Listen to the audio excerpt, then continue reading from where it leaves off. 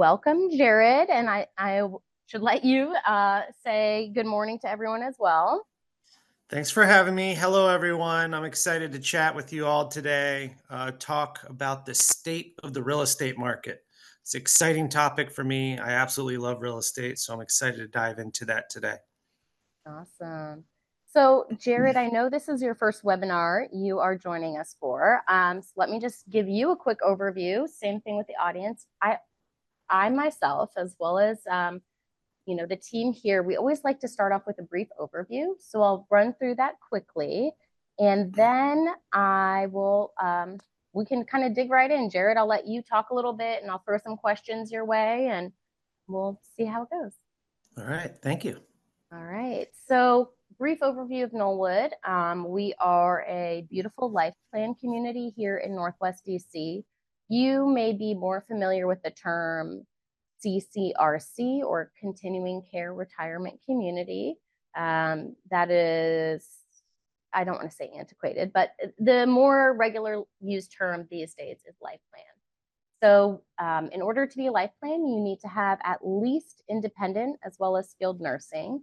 Here at Knollwood, we offer independent living, assisted living, and under our skilled nursing umbrella, we have short-term rehab stays, long-term care, as well as memory care.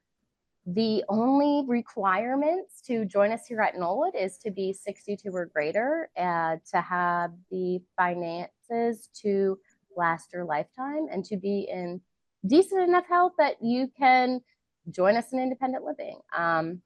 Otherwise, we are a nonprofit. If you have questions or want to know more about Knollwood, please go to our website, knollwoodcommunity.org. You can go on there to schedule a tour or ask questions, and we're happy to get in touch with you. But I think that's good enough for the overview, and we'll move right along. All right, Jared, tell us about yourself. All right. So I've been practicing real estate since 2004. I have done a considerable amount in the DC, Maryland, and Virginia area. I have partners throughout the country, so we support people moving from all over the country. And the specialty that I've had is supporting older adults. And not everyone that practices real estate has the same focus areas. So supporting older adults takes me all over the place. I absolutely love it. My grandmother got me into the business. And right now, I support pretty much any type of transaction, whether it's someone planning to potentially rent their house out if they're not really into the idea of selling their home, or support the idea of passing it on to a family member. I can give some great advice for that. So it's not always just trying to support someone in the sale process. It's just advising more holistically all of the needs that they could have. And Well, I think, being in the business, oh, go ahead. sorry to interrupt. I wanted to say, I think that is such a important thing to point out about you and your experience. I sent a woman your way the other day. I had you two connect because she was just asking about the taxes in regard to when her husband had passed and if she sells. And she said, well, why should I call him? I know a realtor. And I said, well, does your realtor have a lot of experience working with older people who maybe aren't just taking the traditional sales route? I know my 2 years when I was in real estate, I don't think I can recall maybe more than one transaction with an older adult. And so for me, I would not be somebody good to give advice to. And that's why I was great. That's why I think you're such an asset for us and for our customers, because you can do any real estate transaction, but you have this experience with older adults who oftentimes aren't necessarily just taking that traditional route. As you mentioned, they might be having their kids move into the house, or or renting it out, right? So there's different ways to pursue it, and it's so important to have a realtor who has that knowledge base and who can draw on their own experience for advice. Thank you. Yeah. And it's the experience that I have, I try and relay as much as I can. I enjoy it. So when I go on listing consultations or just talk on the phone, when people are trying to discover what they want to do and how they want to do it, I just try and educate as best as I can what their specific situation would lend to the best options for them and how they could do it. And not everyone has the same situation. There's a lot of nuance to one person wanting something fairly particular. So their advice should be tailored to what their needs are. And I love just educating folks. So being able to do it with everyone here today all at once is real exciting. I'm also available to do it, one-on-one basis too. Um, If someone wanted the to reach out to your team, what's the best number for them to call? I know it will be on a uh, future slide, but Yeah, so I can also drop it in here so everyone can write it down, but I'll just articulate it pretty quick. It's 301-351-7711. That's my cell phone. I've had that for a very long time. So even though it's a 301 area code, don't be scared off if you're in Virginia or DC. I've lived in DC, I've lived in Virginia. I'm constantly in all three. And so I can definitely tell you about what it's like to be in those areas as well. Um, so, in terms of being in the DC, Maryland, Virginia market, I operate pretty much anything an hour and a half in every direction from DC as my regular locations. Um, so, I'm excited to talk a little bit about what it means to be an area specialist today and the fall of what an area specialist is because they don't exist anymore. So I'm excited to talk a little bit about that as well. all right, great. Real quick, we've got this slide up here just going over, some of your experience, just showing your amazing sales last year. We always love to see how the realtors that I know we work with are typically in the top 1%. And look at you. You are way up there, my friend. So I think That's that should really just uh, tell people how much experience you have. I mean, you can find a Joe Schmo realtor who does 1, 2 transactions a year. That is not the guy you want in your corner when you are going through a big decision and big life change like this. And so some people may cringe at these stats. I think they're actually really important because it really just speaks to how much activity, how many people, what kind of business you're doing on a regular basis. And it just shows that this is your 100% full-time job, period. 200%. Yes. No, I know. I know you're in it. I know you're in it, Yep. Jared. All right. So we'll go ahead and move on to the next slide. And here's our beautiful Jared right here. Lovely headshot. Thanks for sending that in. So you can see he is his where he went to school, and additionally, he is a resident of Arlington, which Jared and I are friends, and I didn't even know this. Jared, tell me, what neighborhood in Arlington are you living in? I live very close to the metro. I'm on Princess Street. Um, being on Princess Street, it's kind of funny. I live between two houses. Being in real Okay. estate, it's kind of complicated. But just to get around, part of the week I'm in Arlington, part of the week I'm in, um, and it's more closer down the Alexandria side. It's not Arlington, it's Alexandria. Okay. Um, Like Arlandria area ish. yeah, so it's Mm. Alexandria, and then it's up in Montgomery County. So those are the two I live in. I go back between frequently. Nice. That's Yeah, great. Yeah. so very close by. Well, now Um, I know. I'm just down in Alexandria, so I can zip up there and bug you anytime I like. That's amazing. yeah. That's amazing. All right, so we had a question, and of course, we want to dig into this. What is your assessment of the DMV housing market? So, Yeah. we want to talk about all the things you want to talk about, but of course, this is the state of real estate. So, Mhm. what's the market like? So it's a unique market where, and a lot of folks that I connect with, it's been a while since they've done a transaction. And in today's world, the market shifts. Some say every week, every Thursday, technically on the Thursday, Right, as and the new some will say, listings come. yeah. Yep. So, the vast majority, I would say, I'm just going to throw a random percentage, say minimum 90% of the listings in our area, DC, Maryland, Virginia, are posted on a Thursday. Yes. So the cycles is almost every Thursday because new inventory comes up, and the average days on market is less than a week.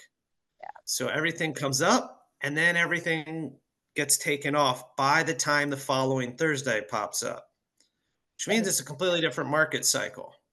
Yes. And I remember when we would do these comparables and we talk about the price of someone's house, and then they might not have been ready to move for another, I don't know, 3 months, something like that. And a while ago that would be fine. The numbers might not change, all that much. But in today's world, it's so fast paced that it's almost like whatever number we can come up with 3 months in advance is an obsolete number. Yep. So we look at more of a larger range, and then we come up with a number closer to the date that we actually are ready for the market. That way, the decision is driven by data that's relevant to the time period. And that makes sense. And you're absolutely right. As someone who frequents the real estate apps every Thursday, that's the day I'm on there seeing what's going on. Yeah. And it's so true. The market here, it's its own special beast. I sometimes will talk to some of our customers, some of our waitlisters, and they'll be like, "Oh, I want to move in the spring," and it's like, okay, well, first, that's not the way we work. An apartment comes available when it comes available. If the spring timing happens, wonderful. But I hear this phrase, and people have in their mind, "Oh, the spring market." The spring market is wonderful, but the spring market doesn't have the same meaning here as it does anywhere else. I would argue that it's almost like the spring market nearly all the time here. I mean, I had people who were telling me buyers aren't out, rates are high. Jared, would you say that that's true? Do you think buyers haven't been out even though rates have been higher? There's tons of buyers out there, Yes, tons. And I mean, tons. it's funny, and I think the young generation have it the worst because they don't remember or they don't know what it was like 5, 10, 15 years ago, Right. 20 years ago. I mean, our national average is 7. I mean, rates are high when it exceeds around 7. We're below that now, and it actually dropped recently. Saw Um, that. it's dropped to a percentage that all the buyers are out, and it's becoming a frenzy again right now. It's a Yep. great time for anyone. Yep, that's what I've been seeing on my socials with all the different realtors that I follow. It's really interesting. Somebody did say maybe I think this past week they're like, oh, things slowed down for a little bit because people were on vacation around the 4th and following the 4th. And by Mhm. slow down, it's like doesn't mean that the market is actually slowed. It's just kind of a tiny 1 week little slow. But I'm so glad that we're able to bring up some of these points because you're right. A lot of the people who I'm working with, they haven't sold a home in a long time, and they have this idea of what the market is, maybe based on their past experience and based on Mhm. other friends who have sold at a different time. Um, the market is so unique in this area. And I have been hearing the things exactly as you're saying, right? Like the rates have gone down a little bit. The buyers were still there even when the rates were higher. Okay. People still have to buy Yeah. houses in the area. And that's another thing too. There are jobs here.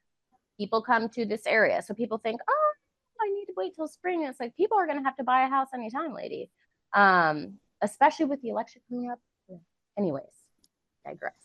Um, no, but I had heard, we're seeing more, not that there was a big lull, but we're seeing more bidding wars coming back up again. I just had a realtor friend of mine who someone on his team listed a house, I want to say in like Great Falls or something for 2.1 and it went for over 100,000 over asking in a bidding war, right? Mm-hmm. This is the reality. And so I think when all of this to say, I try and push my customers to say, don't get hung up on the time of year you think you have to sell. If you have a great realtor that you're working with, they're going to be touching base with you. If you have put together a plan of, we want to do some refresh on the house before we sell it, or we're going to sell it as is, or whatever, if you've made that good connection to someone like yourself, Jared, you're already working on these things. You've got your little checklist. Jared's team's checking in on you. And really, it's so important to talk to a realtor because people do have these odd sort of particular frames where I can only do this at this time or da, da, da, da, da. And when an apartment here comes available, if you are looking to move like in the next year and it's a good fit, just take it. Why would you wait? Well, there's 2 points to timing that you brought up that I think is really good for folks to understand. So everything is supply and demand when it comes to what we call a good time. And supply is at an all-time high in the spring. It's the highest time, which means there's the most properties you're competing with. There's too many options at that point. So a lot of times the spring market, it's all wet, well, great. And for this circumstance, maybe because, people don't have to go through the snow, but now you're fighting 10 other houses in the zip code. Whereas in the wintertime, you're the only option, you're the only one.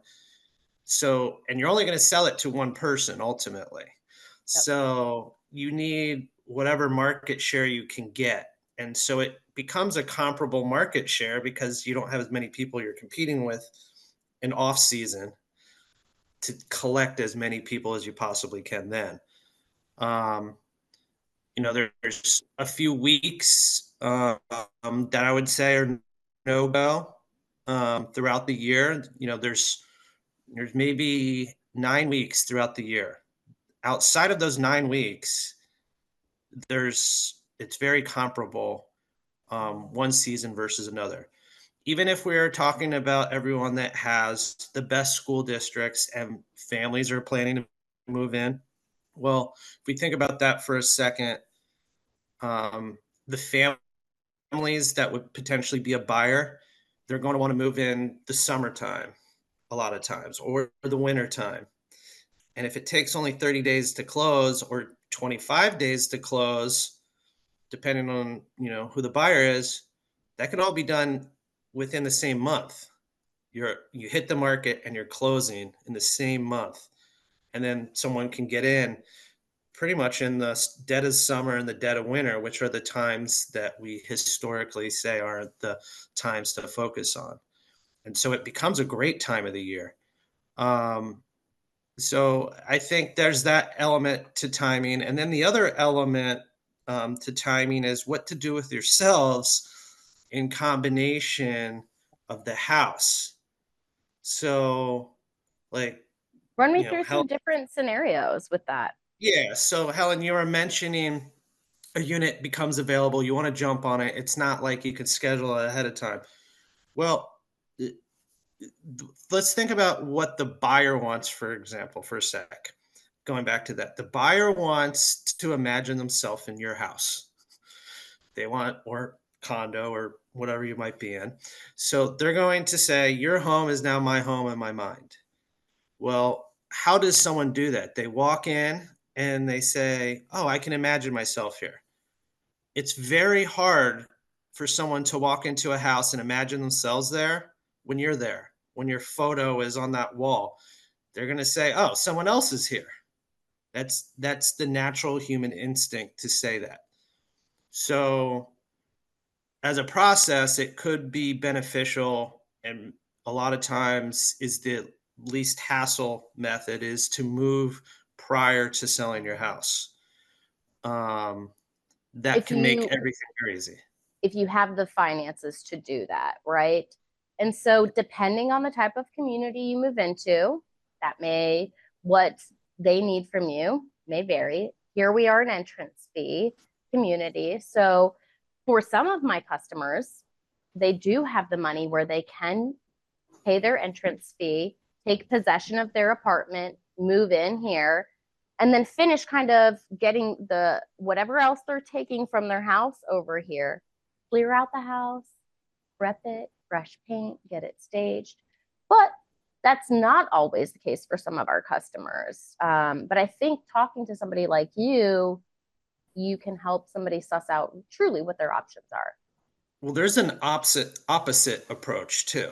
Yeah. So it could be where you list and sell the house earlier before you're ready to take occupancy of a unit. And you can even sell the house and still stay in the house after it's sold. So your money is in your hands. And then you can use the money from the sale as a down payment or insurance costs or anything like that. And then move out afterwards. And what we call that in the business is post settlement occupancy.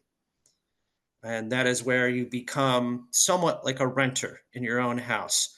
And Mhm. and if it's done well, you don't pay at all for it. It could be negotiated where you don't pay to stay in the house afterwards. You're just there under certain terms.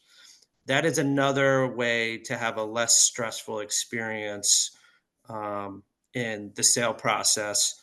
And both sides, there's no real answer which one fits better. It's a personal experience, it's a personal decision. And whoever the realtor choice would be, they should support your decision, and just kind of fully understanding what both those processes are like and how it can apply to you is really important. That's going to be something you should really harp on for everyone here, to figure out which one works best for you and how could that work time wise exactly. So Mhm. I would definitely recommend that. And I think too, one thing that I want, we've got some questions which I'll go through, and I know you have more to say, but one point I really want to stress to the people watching us, as well as people who might see this later, people who are our customers, our waitlisters. Jared and I communicate, okay? Jared's not like some random guy who just pops over now and then. We talk about our customers. So if he has recently talked to someone he knows that's on my waiting list and he's getting the sense from them they're ready to move, we're going to talk about that. He's going to say, Helen, Mrs. Smith, she wants to move like really soon. Like, where is she on the waiting list? Do you have something coming down the pipeline? Da, da, da, da, da. Right. And I actually think that is so important and beneficial. I know so many customers who come to me and say, "Oh, I have a realtor, somebody who, maybe the person they used like 20 years ago to buy their house or whatever." Okay, that's fine. But what I like about somebody like Jared is that if if I have someone who just said yes to an apartment because it's perfect and they haven't even thought about selling their house, I know I can send them to Jared and he can help them get it done in the 75 days. And it's so key when making such a big move like this, such a huge life change, to not only have the right people in your corner, but to know that they are in communication, right? Jared and I are working together on your behalf to make this all come together for you. A move like this, there's so many moving parts. The part of selling your house and everything that comes with that, like getting your stuff out, prepping it, da, da, da, da, da. and then everything here. So, which apartment, us prepping it, when are you moving, all that good stuff. So, it really makes a difference when you not only have a good realtor on your side, but when you know that they are part of a team, and that team being like communicating with whatever community you're going to. So I've Yeah. got some questions, Jared, and then I'll let you get back to it. But um, these sort of go hand in hand. What is the difference, if any, between your strategy for a senior selling their home to move into a place like Knollwood versus another type of customer? That's a great question. Mm-hmm. So, um, a few strategies. Strategy one is to figure out how to communicate. It sounds very basic, but it's fairly complex. So, a transaction today requires title companies to communicate only via email. And so, email becomes a central component to how everyone's communicating. Text messages become a central component to how realtors communicate with each other. Um, all the different realtors out there, we even have our own texting platform because we text so much. And then for the communications, if we were to think about how to support someone, I had a closing yesterday, and um, one requires a wheelchair, and the other she's visually impaired, and so I brought glasses to settlement, and just in case, just any issues, she actually needed them to see the paperwork for a closing yesterday. Um, the different ideas and nuance of communication, I can't stress enough, is very important. One, two, the other ideas that older adults face in terms of specialty and what they need to figure out how to do is they need to figure out how to market a property. Now, the average age of a realtor in the United States is 54 years old. Um, if you look at and that's actually really young. It's gotten younger. So um, it was a little older at a time. And so it has been coming down a little bit into a younger crowd. Um, but if you think about the idea of how to market, marketing has become almost like a technology job. Yeah. And so if I'm going to market on someone's behalf, I can tell someone a custom website to go to, and they can see their link. And then that link would be optimized through searching online, not just on these platforms, but searching, Googling around. And it'll pop up, and then someone can learn about a property. I do 3D tours. I do aerial drone footage to show the different aspects. So technology has become so integral to the marketing space Mm-hmm. that it's really important that someone understands that is a focus for their listing. It's a loud space out there. There's a lot of listings and not enough listings, is what everyone says, but it's also kind of loud. So what we need is we need to have a focus where people can understand the value proposition of their house in the market. Mm-hmm. So let's take it from another example. Um, there is AI now, and I'm not going to go too much into any one of these things, but that has become a new thing. I remember when internet was a new thing. I remember when 3D tours was a new thing. I remember when all these different technologies have become a new thing, but they are what sets someone apart to get $50,000 more for their house or to get a buyer from overseas. And I think a lot of our crowd here would appreciate the international crowd, which can't even use our apps in a lot of cases. So, Yep. yep. And So, you make a You make a really good point when you're talking about the very basic different things you can do to make someone's listing stand out. As I mentioned, my husband and I love to go through these apps regularly. And I'll send him houses all the time. And he always gets annoyed if there's no floor plan in there, because the rooms may be beautiful, but he's like, well, where is this room in relation to that? So doing things like having a floor plan, having the 3D layout, using the Matterport where you can kind of click around and you can see how the house is stacked up and go from this room to that, Mhm. having the drone footage so you can get the aerial view. Those little details that some realtors overlook, those actually really can be so important and so helpful to the buyer in seeing the bigger picture of the house. So I'm Yeah, really glad you brought those things up, because I don't think everyone realizes the value in those additional items. And it's all tech based, as you're saying. it's all tech based. And so, supporting an older adult, I think it's educating what marketing services there is out there and Mhm. trying to get everything single one.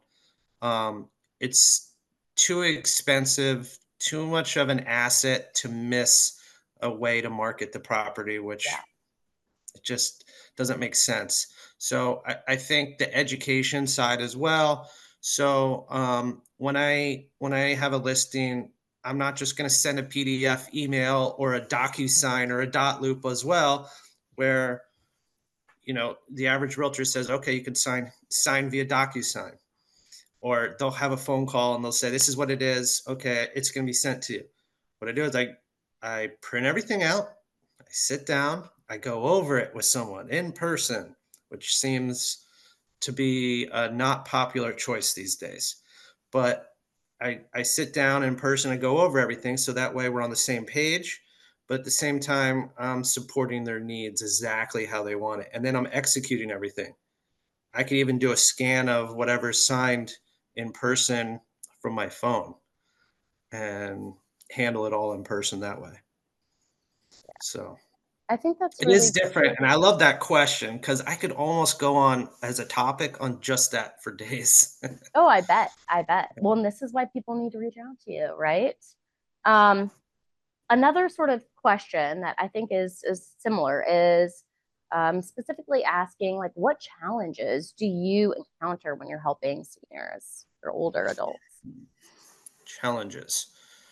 Um, Maybe that they've lived in the house for like 50 years sometimes, and they might have a lot of stuff, or I think there's an emotional challenge yeah, where um, separating and leaving the house they've been in for so long, it has so many memories. yeah, Um, I I've had a lot of crying.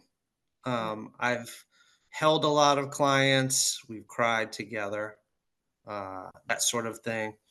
The idea where um, not just the difficulty in memories, but also our brains, the way it works is we try and justify things. So if we're going to miss our house, we have a reason why to stay at the house because we're going to miss it too much. yeah, Or we can't leave the memories behind. Well, you can always take your memories with you. There's different little tiny tricks I have. Um, and here's one trick right now, really great one. I would suggest everyone to go to a website called Artifact, and the word fact is misspelled. It's without the A. So it's Artif FC with no A in the second word. That website is free. They have little add-ons and things you can purchase and do. But what it does is it allows you to capture it allows you to capture all the memories in one place, but it also allows you to execute, let's say if you want to sell something or if you want to give it to your children. I mean, imagine if the family comes through and they see a spoon, right? Or something that you have in the house that's personal. hmm It might not look to them all that special, right? What gives it something special is the story behind it. So being able to articulate your story allows your kids to say, I really want that. Now the kids can fight each other even over it. That's how much they want it. And I'm really glad you mentioned that resource because you're right, right? Like my grandma may have some ugly old, china set, and I'm like, oh, that's not my taste. But then she may say, oh, okay, well, Helen, you didn't know that this was my grandmother's and she got it from here, and then as you mentioned, right, once you have the context, the story of that item, you're like, oh, actually, that's a Mhm. meaningful family heirloom, and I do want to keep Yeah. that. Maybe it was just an ugly silver spoon to Joe Schmo, but then his sister was like, hey, well, that was her spoon mom used when she was learning to eat or whatever, right? Like, and that's where you, Yeah. you get to keep your memories and take them with you. And having that context too can help your children decide what they want to take or not. Absolutely. Yeah. Do you Yeah. think these people should contact a move management company? Do you think that would be helpful, Jared? Oh, yeah. Mm-hmm. Yeah. That's a good question. So there really isn't a time period that's too early. Um, think of it this way. When anyone was planning to do retirement, planning of any kind, so they didn't necessarily say, okay, I think now's the time to call a financial planner for retirement once they're ready for retirement. They Right. called maybe a couple years beforehand to plan for Right. it. Yeah. And so this is a big event where we could plan in the future. And I mean, they usually come almost for free up front. And they'll do us, some advice, they'll give a consultation, they'll do everything that someone needs in terms of anticipation. So if someone's anticipating to move, whether it's in, you know, 6 weeks or 6 years, it's great to have them in because then they can put their eyes on the stuff in the house and they can say, I'm sorry, the china just doesn't have that value that you're expecting. So maybe we can look and say, all these items are worth X amount of dollars in an estate sale. Or we can say, these items probably cannot be donated because it doesn't meet whatever criteria. Yeah. And so we can dive into that. And then how do we get it moved out? Or how do we use it for staging if we want to use it for staging later on? Mhm. But this planning and strategy, so myself and the move managers at the different companies, we're like yin and yang. Yeah. Um, their jobs are to clear houses out to a degree. My job is to see what I can use for a listing. So I say, okay, yes, clear these things out, but not these Mhm. things because I want a buyer to maybe, even if a table is not pretty, but the idea of having the right size table, we can stick a cloth on it or do something. Mhm. And now I have saved my client a bunch of money because staging isn't cheap when someone has to hire the furniture to come in. So I like to almost, I wouldn't say negotiate with the move managers, but almost have a difference of opinion on behalf of our clients. So that way, our client reaps the benefit of both sides. Yeah, and that way you're finding that happy medium when you're trying to figure out staging, as you mentioned. That is not uncommon, just from the people I've worked with who are moving in here, trying to see can they leave some of their things to save a little bit of money on staging? Does their realtor like it? Because sometimes they're like, hey, I want this big old couch. And you're like, it's massive, it's got stains on it. No, get that out of here. And sometimes you're like, oh my gosh, that's a great couch. And that way we don't have to spend $600, whatever, a week on the couch, whatever. So I think you make a really great point. And we should say two move manager companies that I know Jared likes and we like are Moyer and Potomac Concierge. We've used both of them, or I should say, some of our customers have used them, and they're great. But it's so crucial to have not only a good realtor, but to have someone in some form of move manager to help you. Because if you've lived in your house, and many people I work with have lived in their house for over 25 years, um, the longest I've ever heard was 50, and that's really a long time. You will be surprised at how much you have managed to just sort of tuck away. So as you're talking about moving, you're starting to go through things, you're like, oh my gosh, I found this and I haven't seen that in 15 years. Your house is going to be full of things like that. And it's good to have a third party who can help you figure out what to keep, what to donate, the value of your things if you are going to do an estate sale, and kind of make sure to keep you close to reality. Because I think with the emotions, sometimes we may say, "Oh, this table is antique. This is worth $5,000." Like, no, Helen, that's not even worth $100. Okay, so it's good to have that third party because they really do. They're in your corner and they're supporting you. But besides Jared plays his piece, I play my piece, and these guys play their piece. The three of us are all working together to get you across that finish line as painlessly as possible because it's a huge emotional pull, period. And if you have to have the right people in your corner, so it is as there's going to be stress. It's going to be hard on your heart, but we try and ease that as much as we can. That's what we're here for. Yeah. Yeah, and that it's the easing on your heart definitely is the thing that it's something where most folks, not all, but most folks have a hard time, and it also feels daunting, at least in the very beginning. And so Yeah. what do we do as humans when something's daunting? We push it off or we don't address it right away. Yes. Um, and it usually becomes harder later. So even if you just kind of knock out one little activity on it, that's a great thing. It can definitely help. Absolutely. A couple more questions that have come in. Uh, the best advice for starting the process of selling one's home to move into a retirement or life plan community. I know we've talked about some of these things, but what would you say is the best starting point? So I think consultation is step one for everyone. Yes. So when we're looking at the process, step one is a consultation.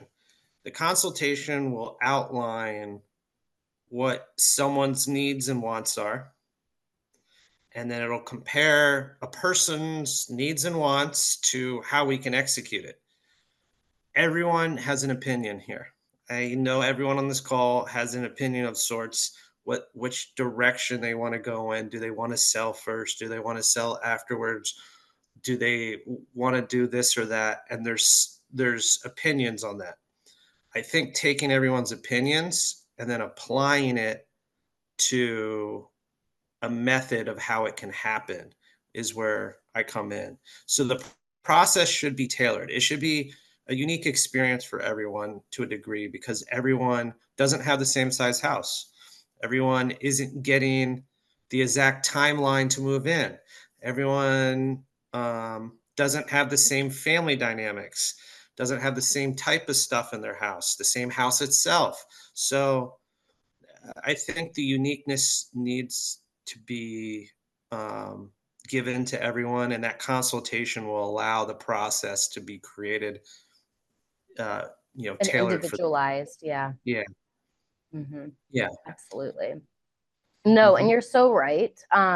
One thing, at least, I know I say regarding move managers is I say uh, almost everybody does a free consultation. Meet with them, yeah, see who you connect with, right? What do they have to offer? I always talk about vibes, and I'm like, probably some of the customers I'm meeting with are like, what is this little girl talking about? And I'm like, this is a big deal. There are so many moving parts. You have to feel like you connect heart to heart. Like, this is my person. We get each other, right?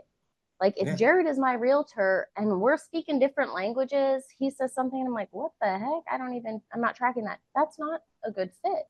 You want to feel like the person who is on your team with something like this really understands you, just as Jared is saying. The individualization that comes with every piece of this, yes, we all sell our houses and yada, yada, yada. But Jared made the best point. What is my situation? What is my family like? What are my needs?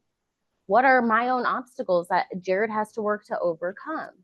Um, you know, some of these, like what I like about Jared is that he has a team, but it's not one of these massive, massive teams where you're going from this person to this person.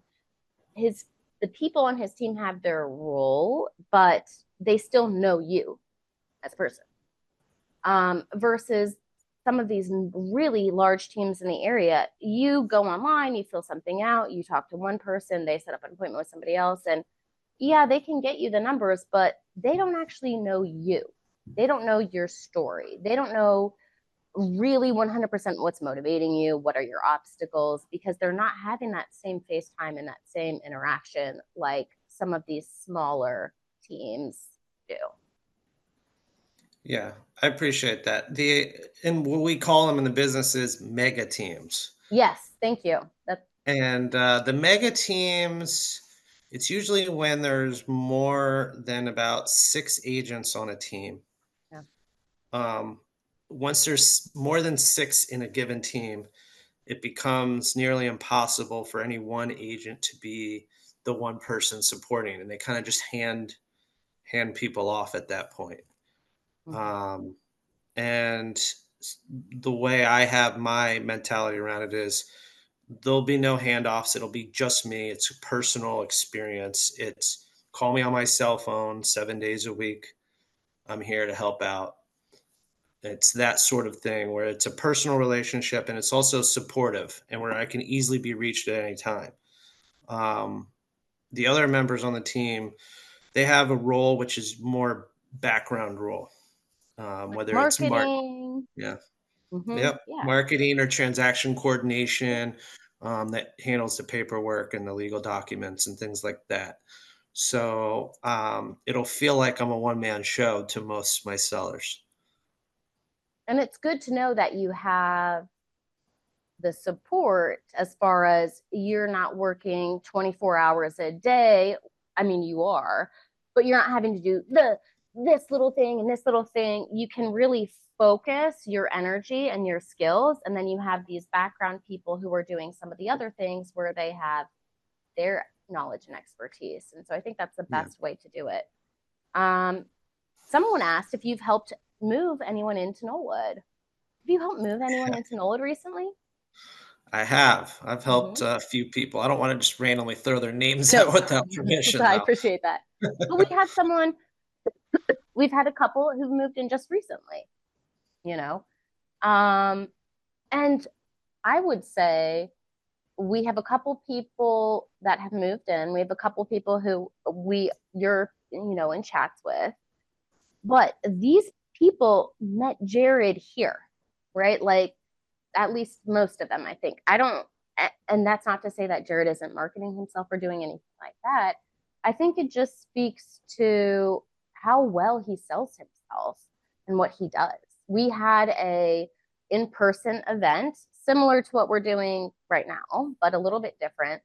And from Jared's wonderful presentation and his follow-up with these prospects, our customers, prospects to him, he was able to meet with them, secure a listing. Oh, and get it sold in time so they can move into a nice apartment here.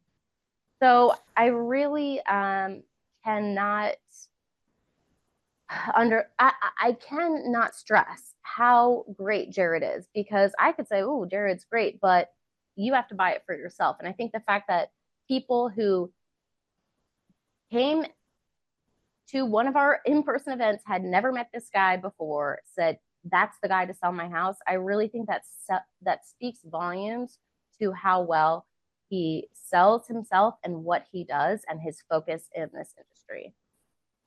Thanks for saying that. That means a lot. That means a lot. And I also want to make sure that I just put it out there. Um, in efforts to help people, which is my number one goal and support, it has to be something where, let's say I get invited for a consultation.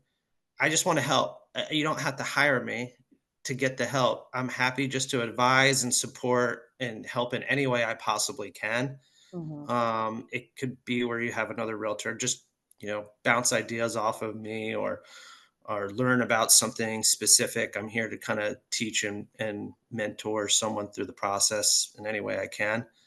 Um, Going back to the idea of the specialty and the state of the market, even if it's related to that or related to something specific about what it means to downsize, or what does it mean to fix my house up. And it's interesting because and it's not that many. I'd say a small portion of folks planning to move feel like their house needs a renovation or updating.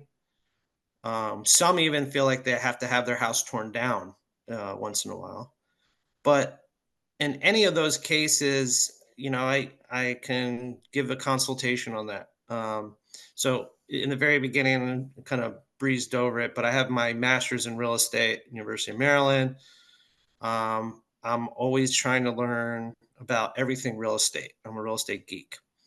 And so, to that effect, I can tell someone how much it costs per square foot of any type of renovation, construction, resale, land, everything there is. I know the numbers off the top of my head. And so, if someone just wanted to pick my brain for that, they can always do that too, just to help out in whatever direction they want to go in. Yeah. No, I think that's really great because um, your experience and your knowledge base is such such a huge asset. And like I mentioned, I had that lady call you the other day just about advice, and she was hesitant to call you because she's like, "Does this mean I have to work with him?" And I was like, "No, because that's how great Jared is. Would I recommend you work with him? Yes, I would, because he works with people like you all the time. But we are so grateful to have Jared here. I'm grateful for my personal relationship with him. I know if I had a question about my own real estate journey, I could call Jared and just ask him really about anything. And I am confident. I know that he knows what he's talking about and he's got the experience. So that's amazing. I see a And we, hand up too, Helen. Uh, yes, Linda. I don't know how to address that on here though. that's okay. Let's see. Elise, was that one of our questions that we got? Oh, okay. That's okay. I think we covered almost everything. Someone did, they talked about what's the process of starting to sell someone's house and how do you go about putting your house on the market. We're actually running out of time. Me, Oh, I talk too much, and you talk too much. Us together, never. Um, what I will say is this: Jared is wonderful. We will be having an in-person event on July 30th. I'm so glad yay. I remembered because I almost forgot. If you are here today and you want to come talk to Jared in person, come. It will be July 30th. It will be at noon. We're going to be having a lunch and look. So we'll be having lunch at the Knoll House. We'll be looking at some both lived in and vacant apartments, but it would be a great time just to start your conversation with Jared. He'll be there to answer questions, to be a resource and asset to us, to you all. And if you have any friends or neighbors or somebody who's just thinking about moving, bring them along. It's fine if they're not thinking about moving here. This is meant to for us just to engage with our community, to engage with our customers, but also to support our wonderful dear friend Jared, who is a fabulous, fabulous resource. So I better zip my lips before we run out of time. But thank you all so much for joining us. And Jared, any last minute thoughts? And thank you so much for Well, thanks being for here today. having me. I'm excited to chat with everyone and anyone at any time. I can just give my number one more time if anyone wants to call as well. Yep, go It's ahead. 301 351 7711. Oh, it looks like we got, there it is. Perfect. So feel free to also check out our website there or email me. And I appreciate the time today. And again, I can talk about this for days. So, Same. I can also just talk for days, and then I've got a little bit of real estate background, and we've got good rapport. So Lord knows we'd be here all day, and nothing would get done. Jared, thank you so much for your time. Thanks for joining us last minute. You are a dear. To our friends who are joining us today, we will be having another webinar in August. Please come in for a tour. Call us at 202-541-0149. You can email us at marketing@knollwoodcommunity.org. You can go on our website, knollwoodcommunity.org. And if you have any real estate questions, call our guy, Jared. That's it, guys. Thanks for joining us today. Have a wonderful Thursday and try and stay cool. Bye now. Bye. Thanks, Jared. Bye.